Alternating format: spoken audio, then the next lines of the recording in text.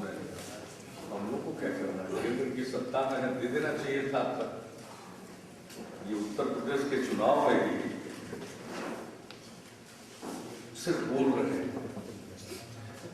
चुनाव आयोग कुछ प्रतिक्रिया व्यक्त करता है तो उसको भी लोग नजरअंदाज कर रहे हैं। तो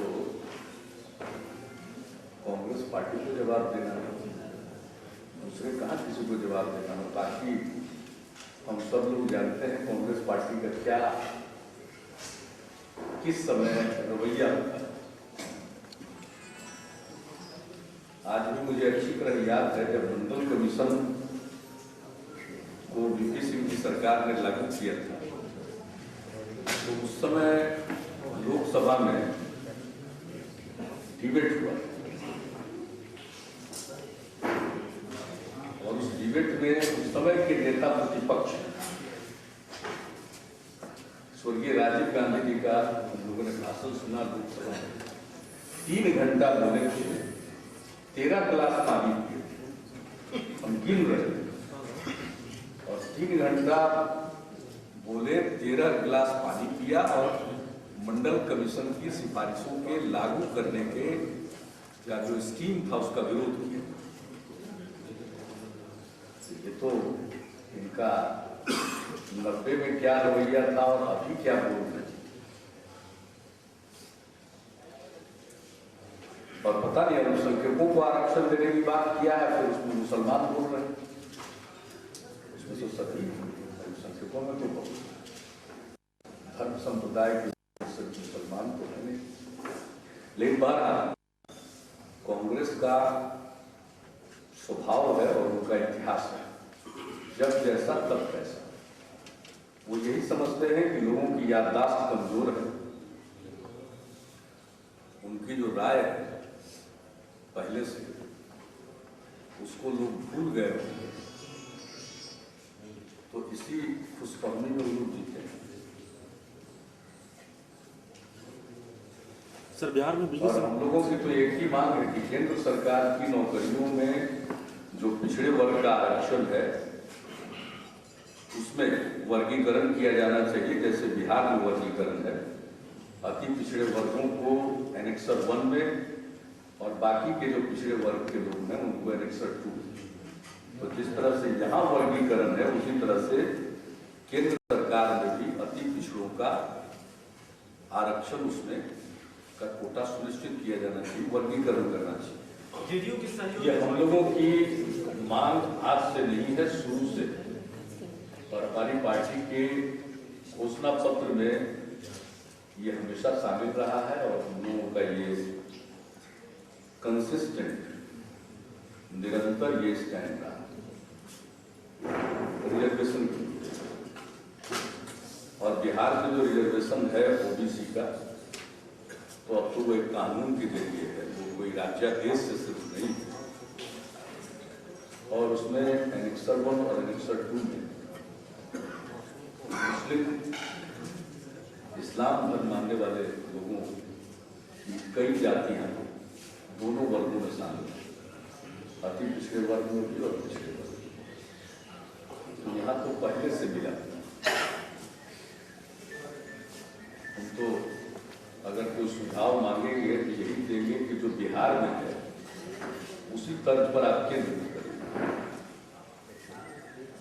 और इसके अलावा ओवर एंड एबव जो आज का आरक्षण है उसके अतिरिक्त अगर नया आरक्षण देना चाहते हैं अल्पसंख्यक समाज के लिए या मुस्लिम समाज के लिए, उनके शैक्षणिक और सामाजिक पिछड़ेपन को देखते हुए उसके अतिरिक्त भी विशेष आरक्षण देना चाहते हैं तो फिर उसमें उसका हम लोग समर्थन करेंगे। जयराम रमेश आए हुए हैं, राज्य को छूट देना चाहते हैं। जयराम रमेश जी आज आए हुए जम्मू जिले में, उनका कार्यक्रम है और कल सुबह उनसे हमारी मुलाकात होगी उनके सक्सेस। राज्य को छूट देना चाहते हैं, आप इसकी मांग लगातार करते रहे हैं। केंद्र की योजनाओं में को राज्य को छूट होनी चाहिए, कैसे खर्च? तो हमारी शुरू से मांग है, तो सभी एनडीसी की बैठक में और जब भी नीति संबंधित कोई भी पत्राचार हमने किया है तो उन सबों में हमने ये मांग रखी है कि हर राज्य की अलग अलग जरूरतें हैं, अलग अलग आवश्यकताएं हैं। इसको ध्यान में रखते हुए राज्यों को योजनाएं चलाने की छूट होनी चाहिए, केंद्र प्रायोजित योजनाओं की संख्या कम होनी चाहिए और जो धनराशि केंद्र प्रायोजित योजना के नाम पर केंद्र काट कर अपने पास रख लेता है उसे राज्यों के हवाले कर देना चाहिए ताकि उसका बेहतर उपयोग कर सके, क्योंकि हर पैर में एक ही साइज का जूता फिट नहीं हो सकता और केंद्र प्रायोजित योजनाओं में यही होता है कि समान मापदंड एक डिजाइन का है तो उसमें कई राज्यों में उससे ज्यादा की जरूरत होती है, कई राज्यों में उसकी जरूरत नहीं होती है। तो जिन राज्यों में उसकी जरूरत नहीं होती है वो भी वंचित रह जाते हैं और जिन राज्यों में जरूरत ज्यादा होती है वो भी वंचित रह जाते हैं। तो इसलिए ये हमारा सदैव सुझाव रहा है और हम इस प्रश्न को उठाते रहे।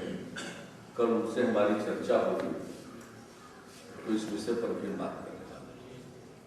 सर, बिहार में इलेक्शन कमीशन के बना चुनाव आयोग संवैधानिक संस्था है और चुनाव को निष्पक्षता के साथ कराने का दायित्व संविधान ने उन्हें दिया है और चुनाव के वक्त और चुनाव के सुसंचालन के लिए कोई अगर वो निर्देश देते हैं या कोई निर्णय उनका होता है तो उसको संवैधानिक सैंक्शन है। तो ऐसी परिस्थिति में चुनाव आयोग को और कड़ा रवैया अख्तियार करना चाहिए।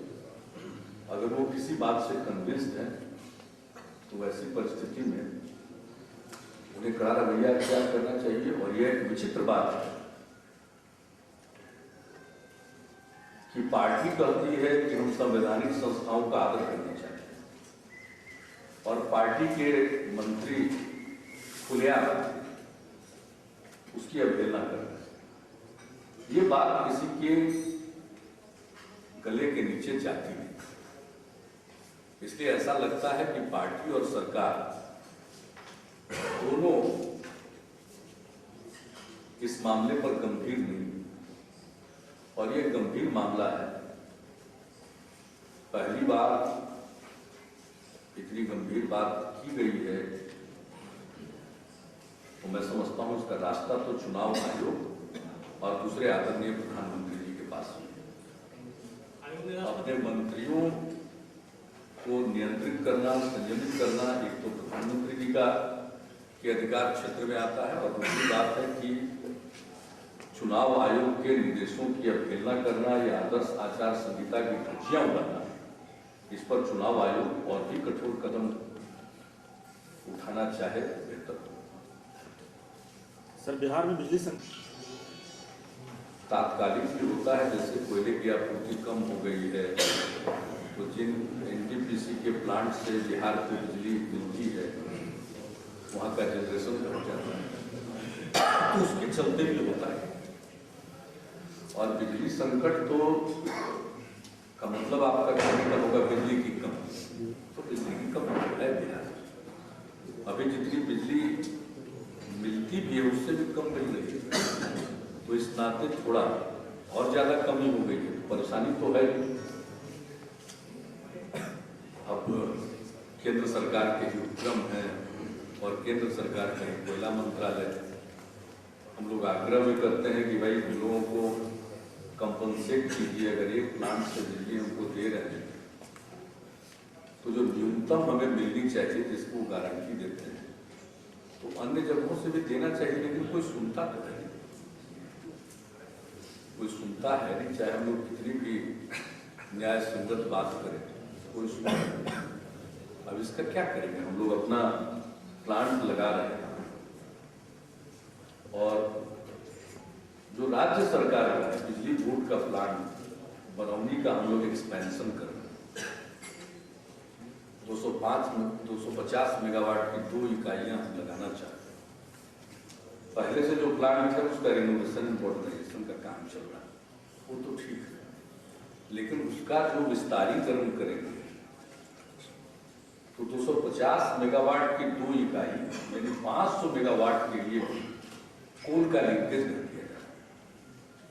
अब तो ये बिल्कुल समझिए कि पराकाष्ठा हो गई।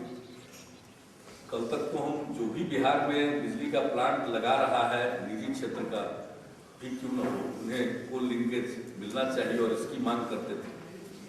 अब वो तो छोड़ दीजिए, जो सरकारी क्षेत्र में पहले से प्लांट है उसका एक्सपेंशन करना चाहते हैं तो उसका कोल लिंकेज है। और आप लोग पूछेंगे कि बिजली संकट है, तो बिजली संकट को दूर करने के लिए अगले 3-4 वर्षों की जो हम लोगों ने योजना बनाई है, कार्य योजना, तो उसमें भी बाधा डाली जा रही है। सर छत्तीसगढ़ और फिलहाल तो आज भी समाचार पत्रों में जगह छपी हुई खबर है, एनटीपीसी के कुछ प्लांट्स है जिनके पास कोयले का रिजर्व बहुत कम हो गया है। कोयले की आपूर्ति तो नियमित हो गई है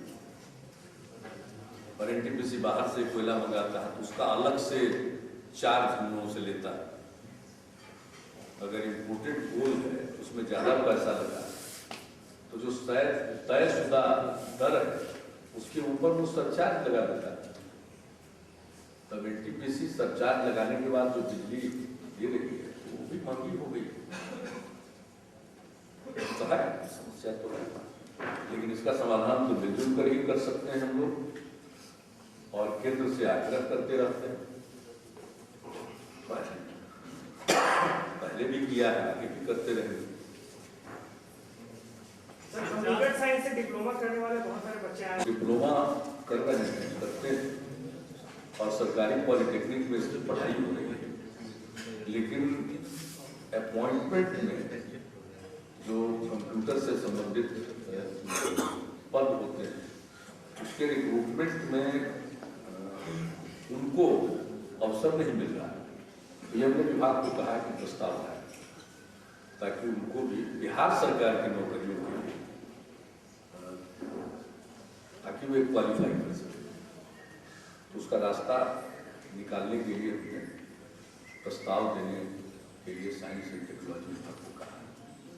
नालंदा में सर एक मामला है तो सर बच्चा आया हुआ था टीचर में तो सख्त कर रहे हैं, ये नहीं करना चाहिए। जमाना बदल गया और देश भर के शिक्षाविदों ने लगातार इस बात पर जोर दिया है कि बच्चों के साथ जोर जबरदस्ती नहीं होनी चाहिए, उसके मानस पर बहुत बुरा प्रभाव पड़ता है, शरीर का तो नुकसान होता ही है।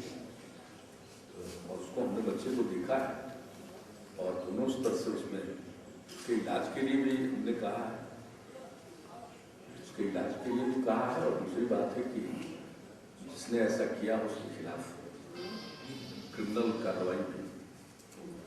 आत्महत्या करने वाले सरकारी कर्मचारियों के आश्रितों को अनुकंपा के आधार पर नौकरी देने की कोई योजना है सरकार की है? अभी आया नहीं हमने अखबारों में, इसका आधार क्या सोचते हैं? अब आएगा तो देखेंगे उसको पूरा। चूंकि प्रवृत्ति हो गई है कि विभाग में अगर किसी बात को लेकर के चर्चा हुई तो तुरंत मीडिया, यानी ऐसा लगता है कि हम लोगों को हमारी अच्छी प्रवृत्ति नहीं है, किसी के मन में कोई बात आई है कई तरह से होता है। अनुकंपा तो अनुकंपा और खुले मन से विचार करना चाहिए। अनुकंपा तो सरकारी नौकरियों में हम लोग इसलिए देते हैं कि अगर असामयिक निधन हो गया तो पूरे परिवार की देखभाल के लिए कोई सहारा नहीं, तो इसलिए अनुकंपा कहा गया है, कंपैशन उस ग्राउंड पर होता है। लेकिन बाकी मामलों में तो है, आत्महत्या के मामले में जब आएगा तो उस पर पूरा गौर करेंगे। बीच में मेरी भी तबीयत खराब थी इसलिए बहुत गौर नहीं कर सकेंगे,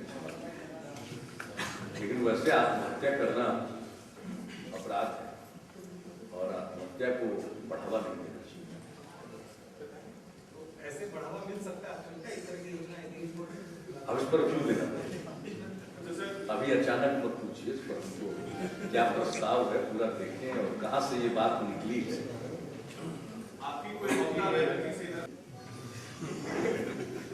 काश ऐसा हो गया तो बहुत अच्छा होगा। क्या आप ऐसा लेकिन लगता है कि बातचीत तो हमारी होती रहती है कोई ऐसी बात नहीं। लेकिन इतने विस्तार से जिस ढंग से ये बात आई है, ये बहुत अच्छा है। ये बहुत पुराना आइडिया है हमारा। समय समय पर इस बात की चर्चा करते रहे, लेकिन सच पूछिए तो इस विषय पर अभी बातचीत नहीं। लेकिन ये आइडिया बहुत अच्छा है। बात तो करते रहते हैं, लेकिन कोई जरूरी नहीं है। हमारी बात पूरे तौर पर शायद स्पष्ट नहीं हो पाए। ये बातचीत तो हमारी होती रहती है, लेकिन जितनी सुंदर खबर छपी है उस तरह से उतनी कंक्रीट बात होती बहुत अच्छा लगता है। आगे उसकी गुंजाइश रहेगी। पॉलिटिक्स का भी इसका एक बोला जा रहा है कि एक थर्ड फ्रंट हो सकता है उस पर हमारी नजर नहीं है, पॉलिटिकल साइड पर नजर। तो अगर ममता बनर्जी एनडीए कोर्ट में वापस आना चाहती हैं तो उनका स्वागत करेंगे? देखिए ये हमको नहीं लगता है, मेरे ख्याल से ये मुझे कहीं से भी लॉजिकल नहीं दिखता है कि वो वापस आना चाहिए। लेकिन मुझे लॉजिकल नहीं दिखता है। वो एक थर्ड फ्रंट की बात कर रहे हैं। लेकिन इस तरह की कोई बात मेरी जानकारी में नहीं।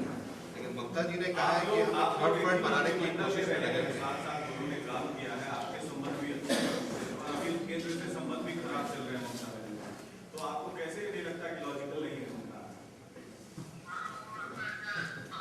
मुझे लगता है कि जो पश्चिम बंगाल की राजनीतिक परिस्थिति उसको देख कर एक हमारा जनरल कमेंट है, उसके बारे में पूरी जानकारी पर आधारित वो नहीं, क्योंकि मुझे इस बात की जानकारी नहीं है। लेकिन जो सामान्य मेरी समझ है पश्चिम बंगाल के संदर्भ में, उस परिस्थिति में मुझको ऐसा लगता है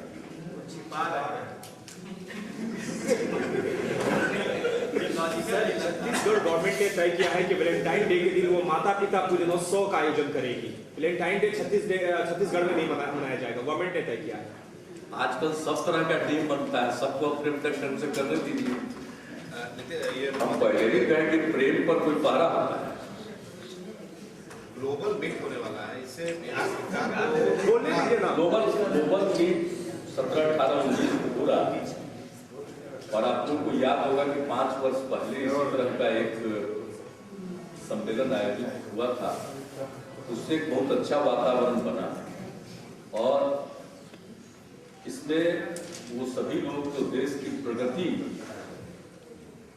चाहते हैं और बिहार जैसे पिछड़े राज्य की प्रगति में जिनकी रुचि है, वैसे तमाम लोग अपने विचारों को भी रखेंगे, सुझाव भी देंगे, पैनल डिस्कशन भी होगा, आपसी विमर्श भी होगा। तो एक बहुत सुंदर अवसर है और मुझे खुशी है कि इस ग्लोबल मीट के उद्घाटन के लिए हमने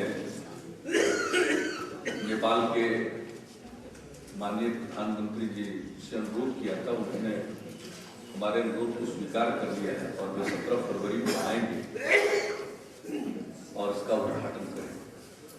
कार्यक्रम के मुताबिक वे उसी दिन लौट भी जाएंगे।